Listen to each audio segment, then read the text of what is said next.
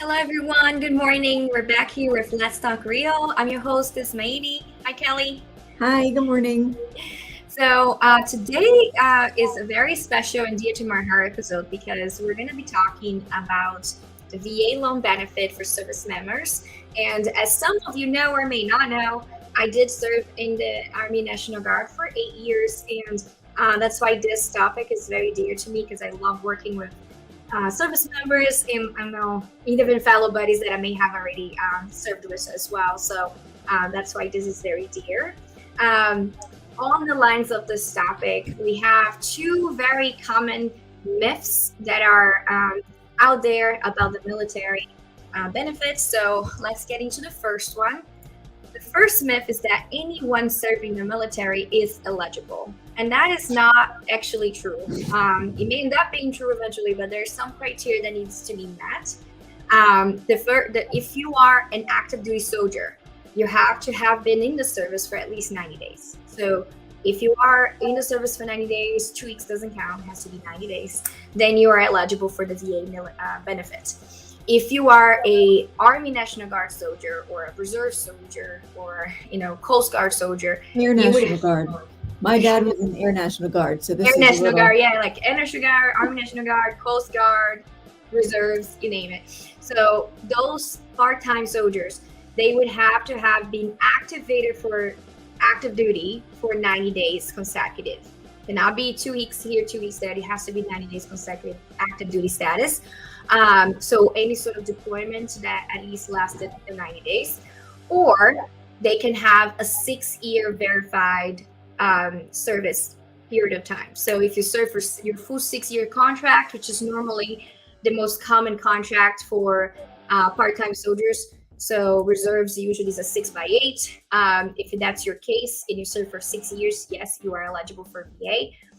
If you are like 4 or 5 and you have not been deployed, you're not technically eligible for VA yet.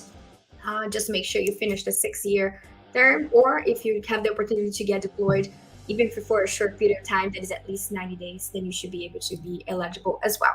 So that's the very first common myth that I see of service members soldiers coming to me. The second one, Kelly, is going to give you a little more insight. The second myth is that veterans can only have one VA loan in their lifetime, and that statement is untrue. A veteran can have more than one VA loan. The first VA loan that they have would have to have been paid off, so that way their certificate of eligibility can be reinstated. I think there's a max as to how many, and I believe it is 3. Mm-hmm. So if you own a home and you're looking to refinance it, you can do the different refinance options that they have, because that initial loan is going to be paid in full. So I do have a friend of mine, he thought that was only eligible to have one, but he could have purchased his home or done his refinance doing another VA loan, because he would actually, the home that he had initially bought with his VA loan, he paid it in full, and which reinstated his eligibility. So you can have more than one VA loan as a veteran. That's right. Yeah. So that's the two most common ones that we do receive from both realtor side and loan officer side. And I think that's important for you guys to know. But even if you are a service member and maybe you're not, and you're in the National Guard, for example, or one of those part-time services, and you're not at the 6-year mark yet, and you would like to buy a house now, you can still talk to us. There's some amazing other programs that we can try to put you in. There is also the USDA loan that you also can get 100% financing. Now, there's some restriction in the areas like we talked about it in our episode about USDA. But that is also an option if you are looking to stay within the 100% financing, option like the VA does. So just talk to us. We can help you. And our information is going to be going through the bottom, just so you guys know. So let's get into the actual topic and explain everything that we can think of about the VA loan, so you guys can have a full understanding of what it is, what are the benefits, why it's so popular among the service members, and why is this such a great product, because it really is a great product. Do you want to get started with some of the benefits, Millie? Sure, sure. So the number one thing, it's 100% financing. Um, and It's probably the it, most I'm sorry? well-known, benefit of this loan is the 100% financing. Correct. You Yeah, can put money down if you want to, yeah, but you do not have to. yeah. So if your purchase price is 200,000, that is what your loan amount is. There's no down payment requirement. So that's the biggest thing. Yeah, There is no private mortgage insurance that that's a you have big to one pay too. monthly. That's also a big thing. Yeah, Um, yeah, because we did explain about the PMI when we were talking about all the different types of loans and the costs of purchasing a home, and we explained that the PMI can be about 100 to even sometimes $200 additional on a monthly payment, and they usually are applicable to pretty much every loan minus the VA. When you are putting less than 20% money down, so that you're going to have some sort of PMI, which is what is it? It stands for primary mortgage. No, Private principal mortgage mortgage insurance. insurance. Yeah. So yeah, that's what is added to your payment. So not having that on the VA and actually be financing 100%, it is definitely a huge plus because you're saving, like your monthly payments automatically going to be lower than any other financing product out there. Correct. So you have a VA appraisal, which is safe, sound, and sanitary. So with the VA appraisal, there's certain things that have to be in particular. Maybe you can give a little bit more on that piece of it because Yeah. I'm not totally familiar So with that. a lot of people come to me and they're thinking that for VA loans there are specific home types that qualify for it. In a way that is true, but that really comes into my job of digging to see which properties will qualify for the VA loan, and then there's different things that the appraisers are going to be looking for. That me knowing about it, I'm kind of like being proactive and searching for homes that meet the appraisal criteria, so we're not getting into any hiccups towards the end of the loan, right? End of the buying process, I mean. So the VA appraiser, he's going to be looking for a property that is pretty much moving ready. It cannot be just falling apart or be a big project kind of property. It has to be completely finished. So if there's unfinished areas in the home, that is automatically out of the picture. If the property has any sort of exposed rotten wood anywhere around the property or inside, that is a big no-no. So either the seller has to be willing to repair, or the buyer is going to have to figure out how to repair before closing, which is not necessarily something that we are allowed to let the buyers do. So automatically that house also is going to be out of the picture. There's other more specific things. For example, if a house has a well on site, but the well happens to be closer than 100 meters to the property, that is not within the parameters for safety standards from the VA. So that house is going to be out of the picture too for buying purposes. And if the house is being sold as is, and there's even minimal things like no handrails on the staircases, no GFCI outlets throughout the property, bathrooms, laundry, spaces that has to have it. Even simple things like carbon monoxide, they can all be issues if a property is being sold specifically as is. So we try to stay away from as is properties or properties that we know already that don't meet this kind of Like an auction, I would say. Yeah, auctions are definitely out of the picture. The auctions actually don't even accept VA loans. They usually, if they do accept a loan, they would only accept a conventional loan. And there's some very specific things is not contingent on anything, not even your financing. So if for some reason you decide or if you no longer can finance, you're still obligated to pay that house, and now you found yourself in a pickle. So auctions are a little tricky. Definitely not auction property for VA. Yeah. Yeah.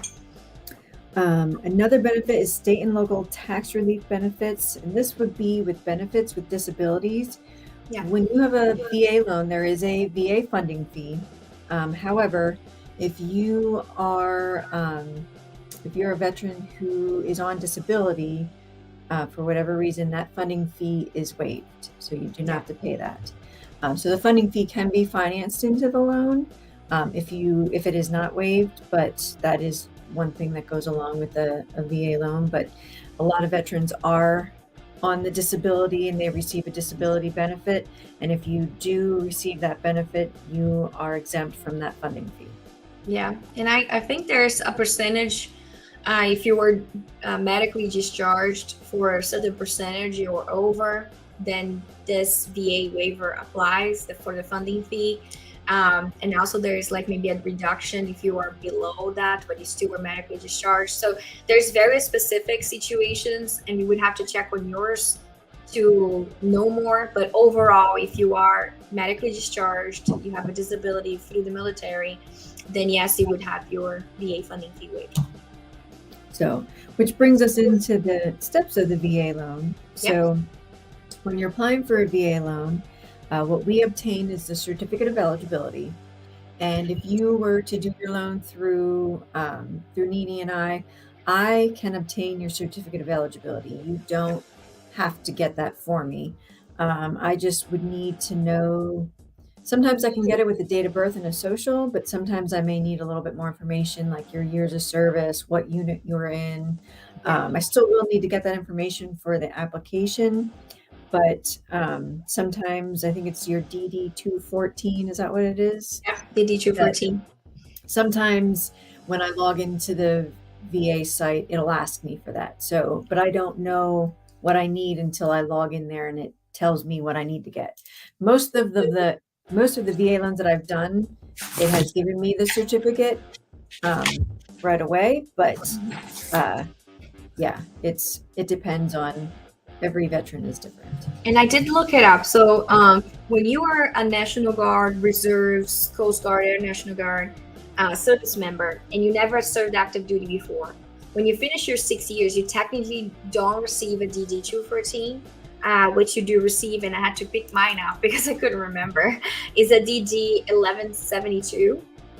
So, and they will use that to determine if you had the 6 required years of service. So when you are looking to, even considering using the VA benefit for a year from now or whatever time frame, you can actually be proactive and go on the e-benefits portal that we use for military services. If you're a soldier, you know what I'm talking about.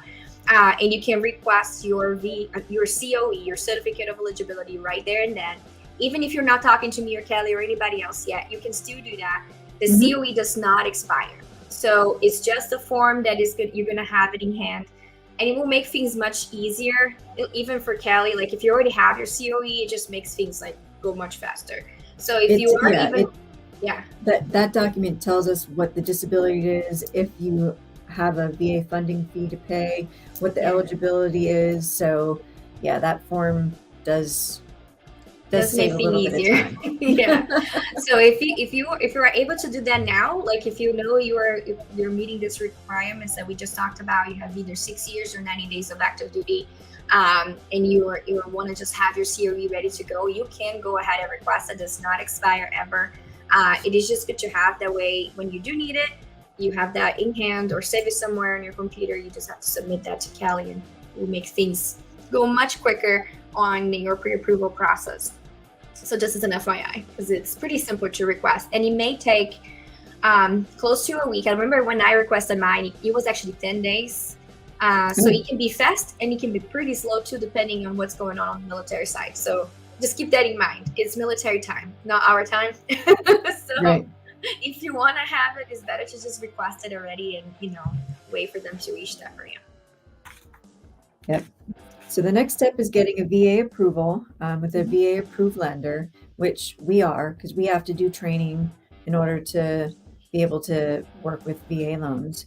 Yes. So that's your next step. And then once you have the VA approval, then they reach out to you to make sure they are looking at homes that are VA approved properties. And you kind of went into that a little bit when we were talking about the benefits of VA loan. Yeah. And if you guys have questions about like, would this house be a VA eligible property? The easiest way is really to go through the property and walk around to see what things are standing out. And having a realtor by your side that knows what you look for kind of helps. I know that sometimes some realtors don't have the knowledge of what to be looking for, and that's why I'm a mentor too, and I try to mentor my realtors so they know what to look out when they're working with a VA, a buyer, because we need to make sure that we're looking for those things, so we're not just kind of wasting the buyers, the service members' time. Because if they like a home that is not going to go VA, that's just wasting their time, and kind of it's a process that is already emotional enough. We don't want to be seeing houses and falling in love with a house that you can afford, or that doesn't go VA. So that's why it's important to have someone that understands what they're looking for when you start, with your home buying process. Yep. So that kind of covers the steps, because then of course is the appraisal, and then you talked about the different requirements for the properties. Yeah, one thing that we can kind of explain as well is about the inspections. So different than other loan products, VA does have some required inspections that we have to do. The first one is the WDI, which is the wood destroying insects, or the commonly known termite inspection. That one is a requirement for any house. So any house that we're buying with VA loan has to have a termite inspection done to it. If the property has a well on site, then a water test is required, and it has to be a water test done with a VA required panel, which they are looking for very specific things, like some, I'm not gonna know all the different types of things that they're looking for, but I know there's some specific guidelines that report has to hit. So there's a specific panel of the water treatment that they require to make sure that it goes VA. And if any of those, have come back with anything, then either the water has to be treated, or a new softener has to be installed, or maybe a new, that blue light thing to kind of treat the water has to be installed on the water system. So there's things that goes into it. And the location, like we mentioned before, of the well and the septic, if there's an on-site septic as well. Those are big things. So on a VA loan, those are the inspections that are required. The home inspection itself is still not required, but the termite and the water test and the location of the well and the septic are very important when you're buying a house with VA. Yep. Okay, so then the next is the eligibility, which you kind of went over. I'm not sure if you want to go over it in too depth, just because you kind of gave a lot of good information on that. Maybe talk about like the spouse of a veteran, if you're a surviving spouse. So that's good. Yeah. So we talked about the 90 days. That kind of goes across the board. So if you have 90 days of active duty status, you're eligible. No matter what kind of service you're doing, 90 days of active duty, you're good to go. It has to be actually activation of service. It cannot be training. Sometimes some soldiers go for a long time training, like 90 days training. That does not count. It has to be an actual deployment of 90 days plus, or active duty for 90 days, just regular active duty service, or the 6 credible years of a part-time soldier. So those we already kind of exhausted there. A spouse of a veteran can also be eligible to use the VA benefit, and they can be of a missing in action, a prisoner of war, or just a soldier that passed away that used to be a eligible veteran. The spouse is also eligible to obtain the COE and use the VA benefit. I think that's the only one that was outside of the soldier's eligibility, right? I think there was any. I think so. That I do have a question for you though. Yeah. Because in my notes I have, if you received anything other than honorable bad conduct or dishonorable discharge, you can try to apply for a discharge upgrade. Yes. So if a soldier was discharged from the service for something not so good to happen, we don't need to get in details of what, but there's different types of discharge. And if it's anything other than honorable, which is the one you served your time and you're good to go, then you can try to appeal and request an upgrade of your discharge to see if there's any way they can review your case and maybe put you in an honorable status. That way you can qualify for VA at that point. So I've seen, even during my service, I've seen soldiers being dishonorably discharged for stealing an MRE during his service, during we're in the field. And it was like kids, kind of just playing games. So that kind of thing, you might be able to kind of try to appeal, because to lose a whole benefit because of something so silly, you know. So maybe, but it depends on what kind of discharge you got, what was the situation, and if it's Mhm. even something that can be appealed or not for an upgrade. So there's different situations there. I wondered that. I've Yeah, never come across any didn't that were dishonorably discharged, yeah, so I didn't know the answer to that question. yeah.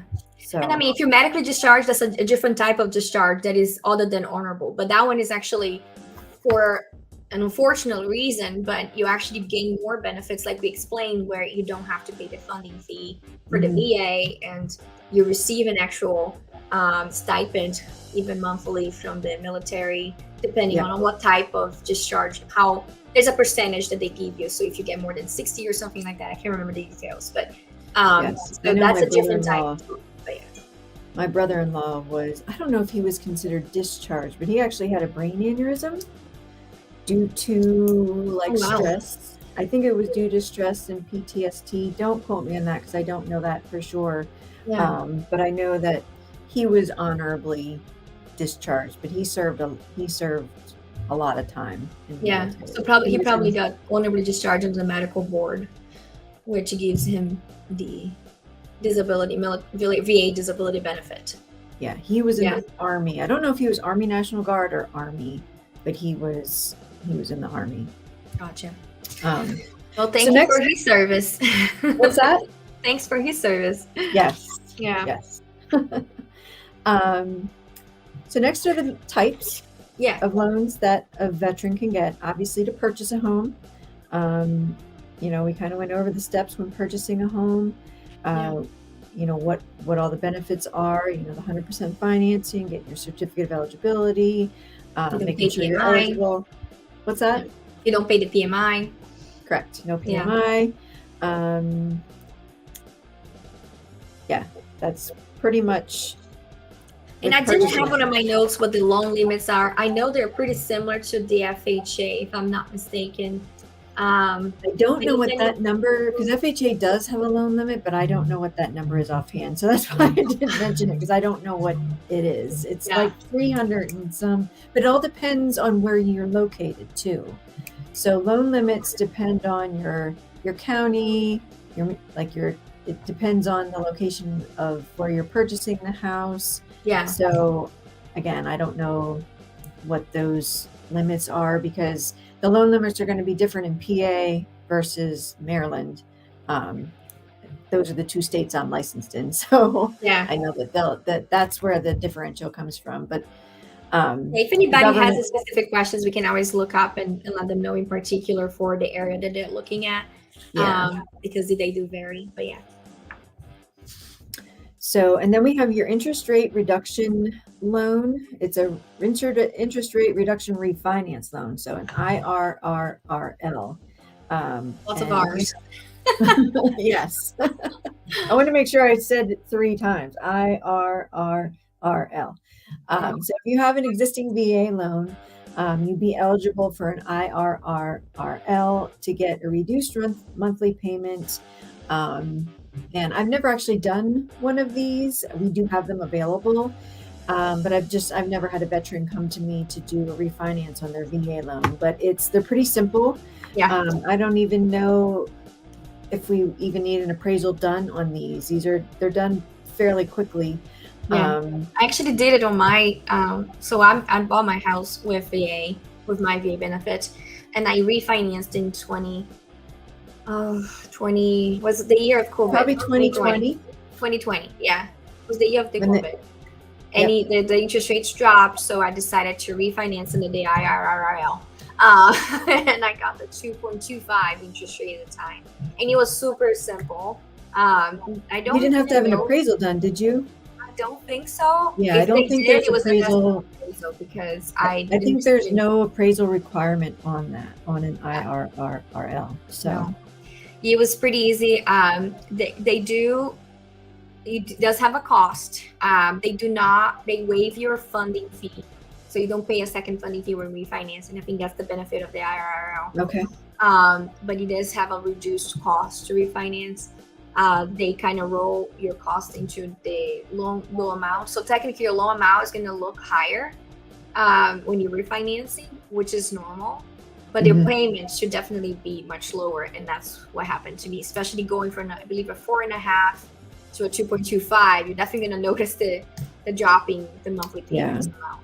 So yes, usually when you refinance, there's no lender charges, and except for an appraisal fee. It depends on the type of refinance. Sometimes you need an appraisal, sometimes you don't. But with that type of refinance, I believe there's no appraisal requirement for that particular type, and your fees are reduced. Like you don't have to redo the funding fee. Yeah. So that brings me to buyers right now. If you are buying a house right now and you're holding back because interest rates are high or whatever, don't worry about that. As soon as it makes sense financially to you to purchase now and the monthly payments are okay and you can get the house you want, get it, because this VA benefit is great. When the interest rates drop, you can use your IRRRL benefit and you can refinance and with minimal cost. So, and reduce your interest rate at that point. So I always tell people when they come to me, when is the right time to buy? Is this now is a good time to buy? The right time to buy is when you're ready to buy and when the numbers make sense to you. That's the right time to buy, despite the market. Because and if it makes sense to you, like also time frame, because some people say, if I'm looking to buy now and sell in 2 years, this is a good time. The answer might be different than someone coming to me and say, I'm buying and I'm going to be there for 10 years, right? It could be a different answer depending on what your plans are, So come to us, ask, because we'll be definitely guiding you the best we can to make the right decision. But if you're buying VA and you're trying, to use this benefit later on and you're looking to buy now is the right time. Yep. So, and the other type of loan you can get is a cash out refinance loan. So if you're looking to get equity out on your home, this kind of goes in with the myths. Yes, you can do a cash out refinance because you'll be paying off your VA loan. A lot of people think they cannot do that. Yeah. So to go into a new loan, but yes, you can definitely do that. And like I said, with any type of refinance, there are no lender charges. And if there's enough equity in house, sometimes that appraisal goes away as well. The IRRRL is different than a regular cash out because you're not getting any cash out on that type of. You're just refinancing the house for the same. Yep. For rate term amount anyway. Yep. So that brings us to the VA funding fee. So with the VA funding fee, it is a one-time payment that veteran service members or survivor of VA-backed or VA direct home loan pays. This fee helps to lower the cost of a loan for U.S. taxpayers since the VA loan program doesn't require down payments or monthly mortgage insurance. So that's where you can, if you have to pay a VA funding fee, it does get financed into your loan. So you do have that little bit of extra payment in your loan, but it's not anywhere near what a PMI would be. Yes. So if you're required to pay it, you only have that fee if you're required. If there's not a disability or any of the other things that we spoke about that would get it waived. I think one thing to point it out too, like for people like me that don't have a disability or medically discharged, and we do have to pay the VA funding fee full. That brings me to the myth that we said that you are able to use the VA more than once. There's a cap of 3, I think, right? That's what you said. I think there is a cap of 3, but don't quote me on that. But I think it is 3. But one thing to know is that when you're buying with VA and you using the VA benefit, the first time it's going to be one amount. The next time you buy a next home and you use your VA benefit again, it's going to be a higher amount, and it goes higher as you use more times. I've had found it before, and I was trying to look up in here. I found a scale of how much higher it gets, but I can't find it now where I found it. It was on if anybody wants more information about the VA benefits, go to va.gov. Avoid the actual bank VA Yes, pay named attention because websites if because you they're just trying to look for VA loans, it takes you to a VA VA Veterans bank. United, or yeah, stay away from those. And by the way, they tend to be a little more expensive. You didn't hear from me. So I've heard that from other people. yeah, they tend to be a little just because they have the name, right, of VA veterans, and so they tend to be more expensive. If you're looking to buy a home, go with a local lender. You're probably better off that way. And the VA benefit can be used with some other amazing programs, including the PHFA we talked about last Yes. episode. We can also add your negotiated seller's assistance, so you could be buying a home with almost no money out of pocket, sometimes zero money out of pocket, depending on the situation. So that's why VA is so great. But just keep in mind the local banks might be able to offer you better options than the big banks that you see online. So keep that in mind. But yeah, so every time you use the VA funding thing, it does go up. It might get to the point that it may not necessarily be the best for you anymore. If you're already on your third purchase, it may be too expensive. And then you have to kind of ask your loan officer to run the numbers for you and see, is it worth paying $12,000 on a funding fee?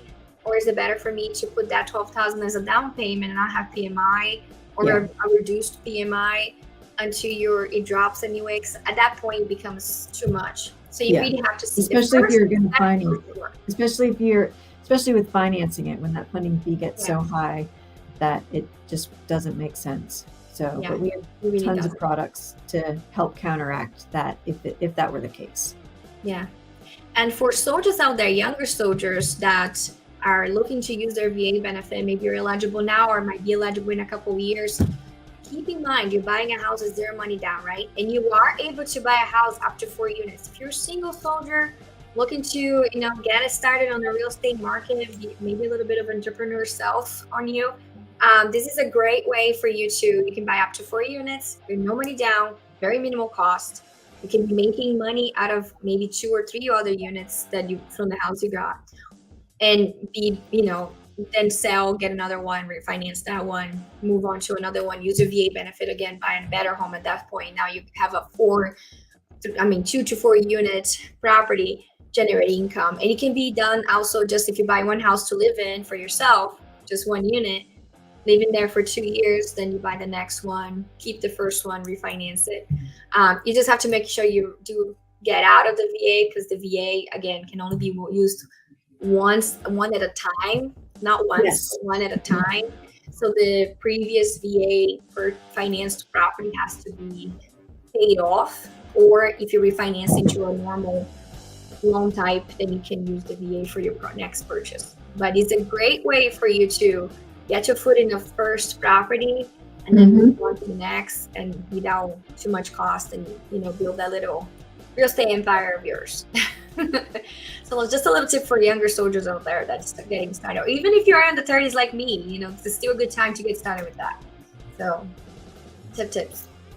So yeah, so that kind of ends our VA podcast. So we talk about a lot of stuff about the VA, which again, so passionate about this one because I love working with my fellow soldiers. So if you guys have any specific questions, please send them to us, because that helps us also create our episodes. So if there's something in particular you guys want us to discuss, please send them to us so we can kind of make a whole episode about it. I'm a little partial to the veterans due. My dad was in the military for 38 years, and a school teacher for 37. Oh, wow. School teachers and military. I have a soft spot. Yeah. So thank you all for your service. If you're listening to this and you're thank you for your service. Thanks for your dad's service. And your service too. Yeah. I feel like I didn't do enough, right? Because I never got deployed. But it was definitely a good time of my life that I will never forget. My dad was deployed twice, but it wasn't until his last couple years in the military that he got deployed over to Operation Iraqi Freedom and Operation Enduring Freedom. And both times he was deployed to Qatar. That's where his base was, and he did he was a master sergeant, so we don't know what he did. He wasn't allowed to tell us much, and every once in a while he'll tell us little bits. Just the Little stuff that little doesn't things. involve the strategies. Yeah. I know. I know how that goes. So his second deployment, he wasn't allowed to tell us where he was going, but then some reporter put in the Pottsville Republican before he even left where they're being sent to. So we have Oh, no that's not idea good. to this day who got that information, but there it was right in the paper, and we're like, he couldn't even tell us where he was Wow, going. that's So crazy. yeah. But anyway, that Yeah. was back in 2003, 4, and 05. 05 was his last deployment. Oh wow. That's not too long ago. Less than Yeah, 2 years. I Yeah. remember it like it was yesterday. I bet the people that stay behind is the people that actually probably feel the most. Yeah. Because when you're away, of course you're missing your family too, but you're busy. They keep you so busy. So it's really only when you're laid down to sleep, but you're also so tired that you might think about missing your family for 10 minutes and then you fall asleep. Yeah. Um, so it's a little easier for whoever is leaving to deploy than for the people that stay behind. Yeah, he So was only allowed, and every unit's different because I know when my brother-in-law was away, he could call, like he didn't have any limits or anything when he could call, but when my dad was away, he could only call my mom twice a week for 15 minutes. no. So when it was because the second time he was away, it was for all of our birthdays. Oh wow. Me and my brother and my sisters, he wasn't there for any of our birthdays. So that week of our birthday, he would take his 15-minute call and call us on our birthday. So Oh he was wow. very limited with his being able to we used to buy calling cards for him, which we didn't even have to because they would it was like a phone through the gap because he was Yeah. stationed at the Indiantown Gap. So it was a phone line through the gap that they would use. So we never even needed the International plan. yeah, like we Yeah. didn't need the calling cards to be able. Back then, you bought calling cards. Now it's cell phones, you know. Oh my goodness. So we didn't even need the calling cards because it was a line that he would use through the gap. So it I think was it depends on the station and what they're doing, where they're located, to see yeah, how much time is available to do the calls too. I yeah, yeah. yep. So, but That's anyway, awesome. No. he's here now and proud of him, and Yeah, yeah, that's good. He's here and it's healthy. That's the best part. yep, Yeah. yep. Alrighty, so this is it for our episode. If you guys have any specific questions about the VA, please let us know. We have our information going through the bottom. You can reach out to us on YouTube, Facebook, Instagram, you name it. We're there. So just let us know. All right. Alrighty. Thank you, Callie. Have a good one. Yep. You too. Bye. Bye.